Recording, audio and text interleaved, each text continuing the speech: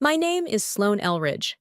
I'm 31 years old, and for most of my adult life, I've worked behind restricted doors, inside classified supply chains, and encrypted flight plans.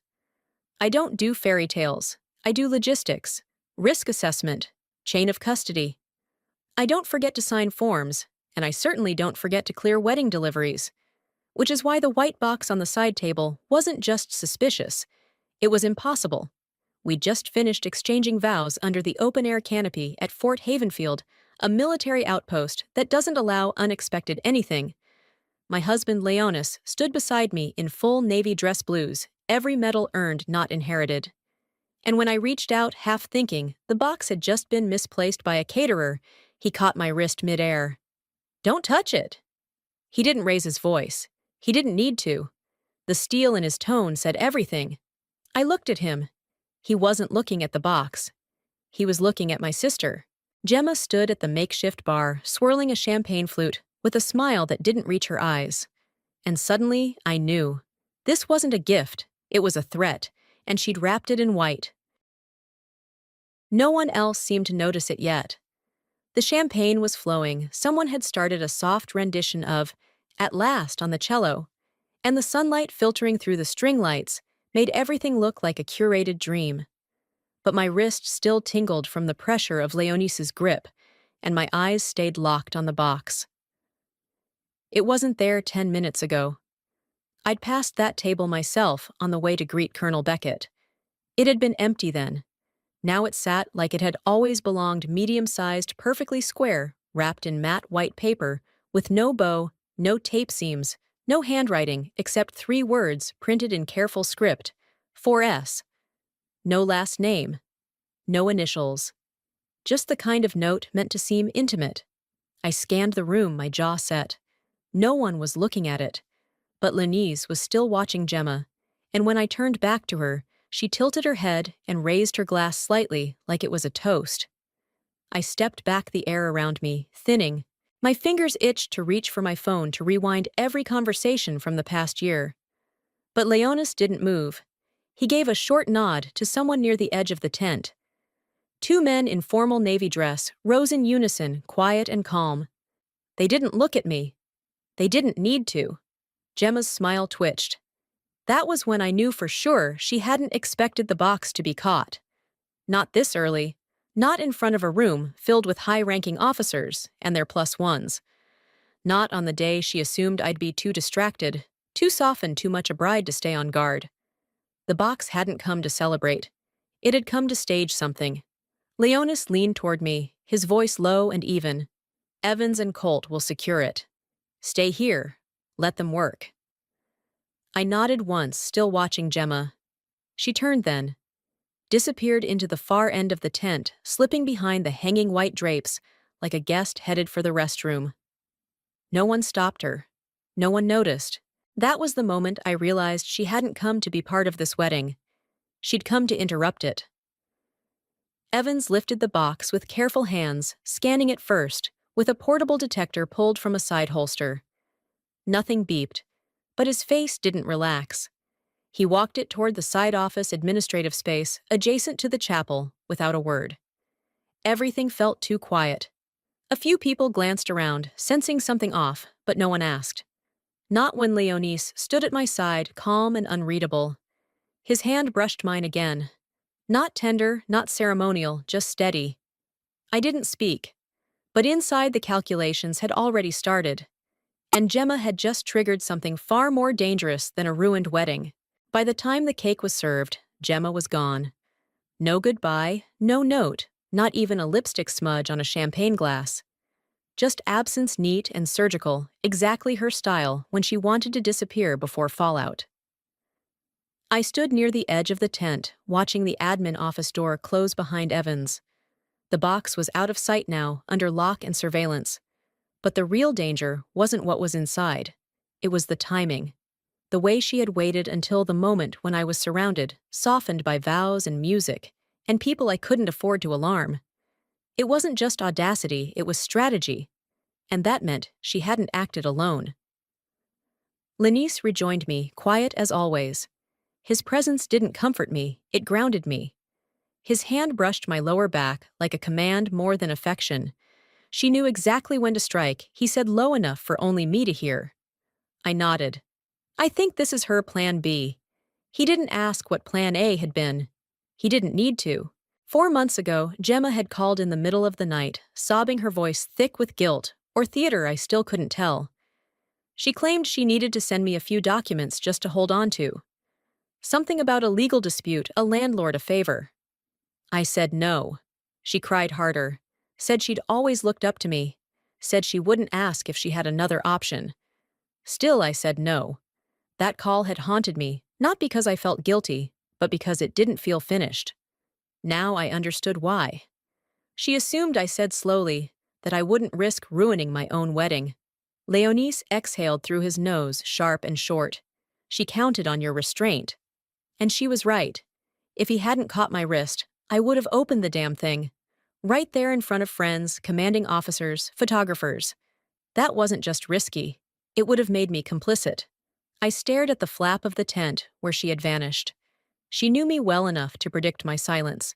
What she didn't count on was what silence looks like when it's holding a blade. The wedding ended early. No big announcement. Just a quiet shift in energy that moved through the guests like a subtle weather front. People finished their drinks faster, gave polite hugs, whispered something about early flights. They knew not to ask questions when the room went cold. Back home, I changed out of my dress without ceremony. The silk pooled at my feet like something left behind. I pulled on plain black pants, a crewneck shirt, and tied my hair back.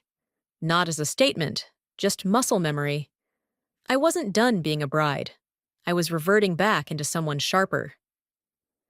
Lenise sat at the kitchen table, his laptop open, but untouched.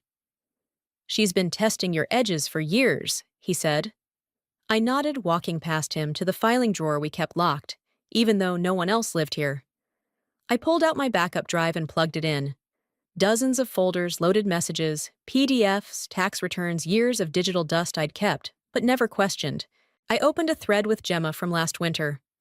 At the time, it had felt harmless. Just checking in. Hope you're okay. Might send you a little something soon. Don't worry, nothing serious. Trust me. Love you. I hadn't answered.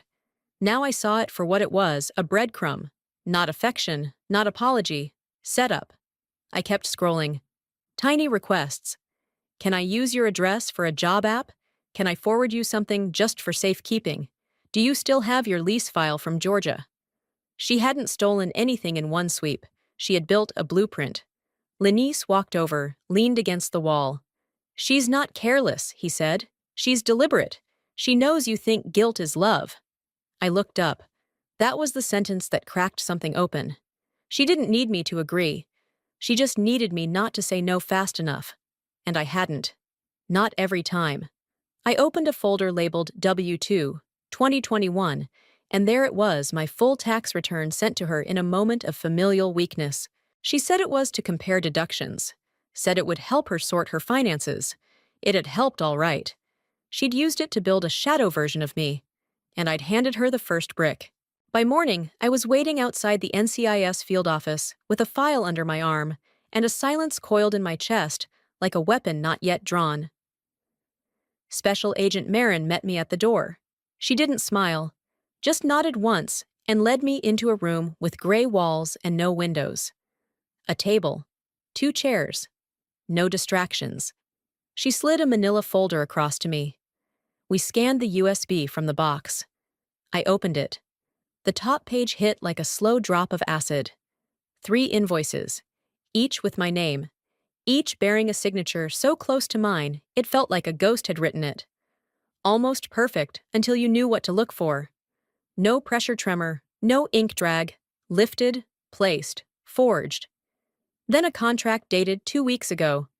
Elridge Incorporated Holdings, a shell company created using my military ID, partial SSN, and a Georgia address I hadn't used in 5 years.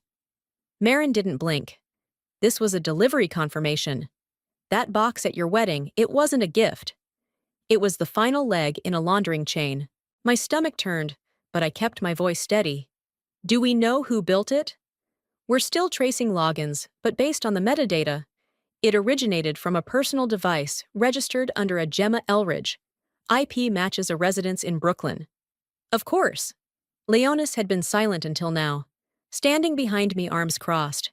They didn't need your permission, he said quietly. Just your pattern. I turned toward him. He was right. They'd studied how I forgave, how I hesitated, how I hated conflict just enough to delay action, and delay in their world was all the permission they needed. Marin leaned forward. Lieutenant, we need your statement. If you're ready, we'll begin formal proceedings for identity fraud and conspiracy. I placed both hands flat on the table. I'm ready, and I was. Because they hadn't just used my name, they'd weaponized my silence, and now I was done whispering. The room was colder than it needed to be. Maybe that was on purpose. Gemma sat across the table, one leg crossed over the other, perfectly composed. Hair-curled blouse tucked a light layer of makeup applied with the precision of someone still clinging to the illusion of control. But the circles under her eyes told another story. I didn't wear my uniform, just a plain white shirt and black slacks, simple, unassuming. Still military, just not their kind. She looked up as I entered. Sloan, she said, like we were meeting for coffee. I didn't answer. I sat. The silence stretched long enough for discomfort to settle in her posture. Then she broke first. You always had the spine, she said, voice softer than I expected. I thought you'd understand. Understand what I asked, tone even. That you used my military ID to funnel money through shell corporations, that you waited until my wedding to make a drop in front of my chain of command. She looked away. The act cracked. Her mascara wasn't waterproof. I didn't think they'd trace it back to you. I leaned forward, voice low. That's the problem, Gemma. You didn't think they'd trace it. Not that it was wrong. She swallowed hard. It was supposed to be one shipment. Will said. I stopped her with a glance. Don't bring him into this. You were the one at the warehouse. You signed the manifests. She didn't deny it. Then came the question I knew was coming. Can you fix it? I exhaled slowly. You want me to tell them you had my permission? She said nothing. She didn't need to. I shook my head. I can't. Because the moment I fix this for you, I become the thing you counted on, someone who protects the family, no matter how wrong they are. She blinked finally, letting a tear fall. You don't understand, she whispered. Will's flipping. He's blaming me for everything. I nodded once. Then maybe it's time you stop playing the victim in your own con. The agent behind the glass tapped once, signal that our time was up. I stood. Gemma looked up again, pleading now. Please, don't hate me. I paused at the door. I don't hate you, I said. I just don't trust you. And that's worse. The courtroom wasn't dramatic. No pounding gavels, no shouting lawyers. Just beige walls, muted carpet, and a judge with a voice like old paper, measured, deliberate. Gemma sat to my left, not in handcuffs, not in orange, just a navy suit and folded hands. She had accepted a plea deal, 1 count of wire fraud, 1 of identity theft, and 2 of conspiracy. No jail time, just probation, restitution, and a permanent stain on her record that no PR firm could bleach. She never looked at me. When the judge finalized the terms, his tone remained even. He thanked her for cooperation. A marshal handed her a paper. She signed it like someone surrendering a passport. Then they called Will. He arrived late, flanked by 2 marshals. Still smug, still overconfident, still convinced charm was a currency that hadn't collapsed. But the prosecutors didn't need him anymore. Gemma's confession had already mapped out the network. He pled not guilty. The courtroom didn't flinch. The evidence was clean: IP logs, financial trails, warehouse footage, a recorded call where he laughed and said, "She won't even notice." Sloane's too busy saving the world. The judge wasn't amused. 18 months in a federal facility. Full restitution, case closed. Outside, I signed a document confirming my name had been cleared from all internal surveillance. No apology. No medal. Just a simple signature line below mine. Leonie stood beside me in the hallway. He didn't ask how I felt. He didn't need to. I traced my name on the form with my finger. Not out of vanity, out of recognition. They'd tried to erase me behind my own signature, But I was still here. And now the system knew it too. A week after the sentencing, a letter arrived. Not an email, not a message. A real letter, heavy envelope cream stationery handwriting I recognized immediately. My mother's. I opened it in the kitchen, the same space where the box had once sat like a loaded question. The air smelled faintly of lemon cleaner and burnt espresso. The house was quiet. Inside, just a single page. We didn't know, but we let it happen. We saw the patterns, the favors, the way your name kept coming up in things that didn't feel right. And we chose not to ask questions. Because asking would have meant admitting we'd raised this. We thought love was believing the best in your sister. We see now we should have believed you. I don't expect forgiveness. But if it ever comes, we'll understand. No signature, just mom. I read it once. Then again. And then I folded it carefully, placed it beside the coffee machine, and didn't respond. Not because I was angry, because for the first time, I didn't owe anyone an explanation. Later that afternoon, while reorganizing the spice cabinet, I found something tucked behind a loose panel. A card. Simple, cream-colored, looping script, for S. My chest tightened, but my hands were steady. I turned on the oven, slid the broiler tray out, laid the card flat inside. The flame didn't roar. It curled. Quiet, clean, like something that never belonged here to begin with. Lenise walked in a few minutes later, catching the faint trace of smoke. "You okay?" he asked, leaning against the doorframe. I wiped my hands on a towel, looked up, and said what I finally meant. "Not okay, just clear." He nodded, walked to me and kissed the side of my head. Clear is good, and it was. Because clarity doesn't erase betrayal, but it gives you back the map. 3 weeks later, the email came. No ceremony, no apology, just a cold header personnel status update. I opened it while sipping lukewarm coffee at the kitchen counter, expecting nothing. But there it was, 3 plain words that slid back into my life like a key turning in a long-forgotten lock. Status active consideration. Not cleared, not commended. Just considered again. And somehow that was enough. I printed the page, held it up to the light, then folded it and slipped it into the file I kept in my nightstand, the one labeled Private Lieutenant Sloan Elridge. It had traveled with me through postings, inspections, reviews. It held every page that proved I'd built a life with discipline, with integrity, with work no one ever saw. Now it held the line they tried to erase and failed. That afternoon, I laced up my running shoes and hit the base gym. 5 miles, no music, just my own breath and the cadence of reclaiming routine. Not for fitness, for rhythm. I showered, changed into uniform, and walked to the admin office.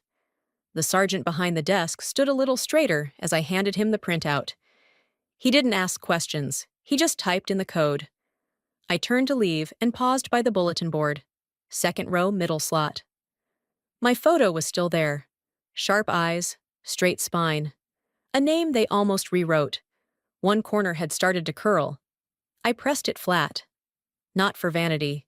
Just to remind myself it was still mine. That night, Leonis grilled dinner out back, and we ate on the patio. The light was soft, the kind that makes silence feel earned. I pulled out my journal and wrote in longhand. They used my name because they thought it was quiet, because they assumed I wouldn't fight, because silence to them looked like permission. But it wasn't. It was restraint. And restraint is not surrender. Lenise came inside carrying the dishes. "You're writing again," he said. I nodded. "Feels right." He poured 2 glasses of bourbon and sat across from me. "You ready to move on?" I didn't answer right away. Just looked up at the stars. Real ones. Not the kind they projected onto me. "Not moving on," I said. "Moving forward." He raised his glass. To forward. We drank without clinking. No toast, just wait. Because this wasn't the kind of victory that required a banner. It was the kind that restored a name. The kind that let you sleep with your jaw unclenched. The kind that didn't demand noise. Just correction, and that was enough.